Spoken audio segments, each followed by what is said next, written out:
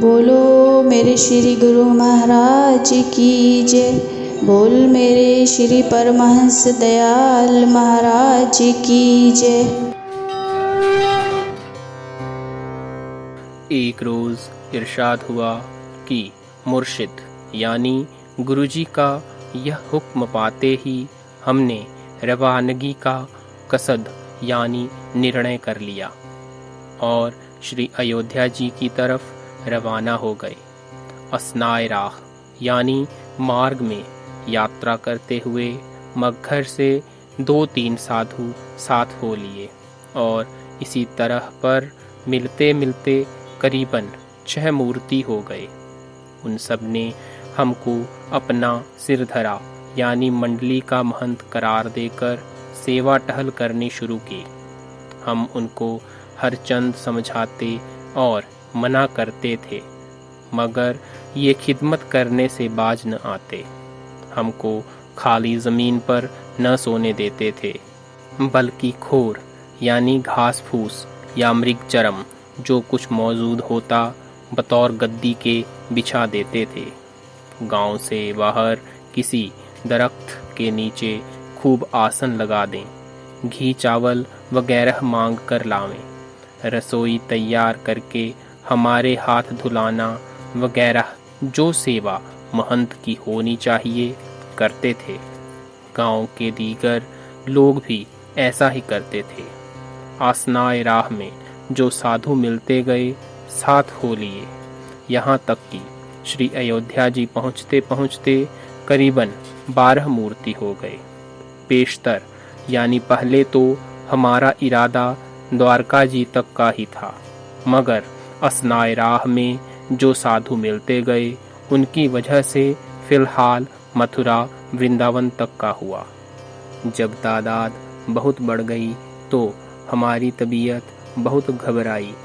कुछ तो हम उन लोगों के तकल्लुफ़ से परेशान थे ही, अब हमने अहेलदगी यानी अलग होने की एक तरकीब सोची, यानी कभी मील कभी 2 मील चलकर कयाम यानी रुकना शुरू कर दिया, क्योंकि हमारा मतलब यहाँ वापस आने से तो था ही नहीं, सिर्फ दिन गुजरान थी।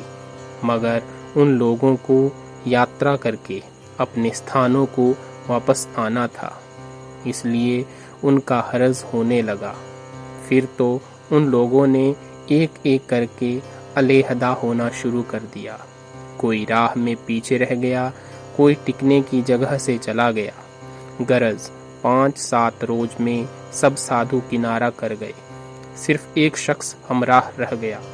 हमने बहुत चाहा कि किसी तरह से यह भी रवाना हो जाए तो फिर तन्हा यानी एक अकेले ही रहें, मगर उसने साथ न छोड़ा।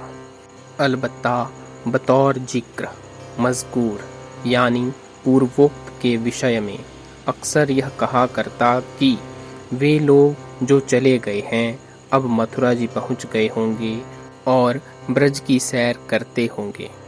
देखो हम कब पहुंचते हैं। हमको उसकी हालत पर बहुत ख्याल हुआ कि इसको साथ छोड़ना भी मंजूर नहीं और उन लोगों के पेशतर यानी पहले पहुंचने का भी अफसोस और ईर्ष्या है। आखिरशः यानी अंततः उसकी हालत पर ऐसा रहम आया और सोचा कि किसी स्टेशन मास्टर से जाकर उसकी सिफारिश करके टिकट दिलवा दें। हमको घर छोड़े अरसा 16 या 17 बरस का हो गया था, मगर इस अरसा में ख्वाह यानी चाहे अपने वास्ते ख्वाह सिफारिशी तौर पर कभी किसी शख्स से चूंकि साइल यानी याचक न हुए थे, इसलिए कुछ पशोपेश यानी दुविधा था, मगर उसकी हालत ने मजबूर कर दिया और हमने सोचा कि अब संग छोड़ना ही बेहतर है, क्योंकि साथ रहने से आराम आज़ादी नहीं है बल्कि उसके मोह और संग से आज सवाल यानी याचना करने तक की नौबत आ गई। साधुओं को संग बिल्कुल त्याज्य है। बोलो जयकारा, बोलो साचे दरबार की जय।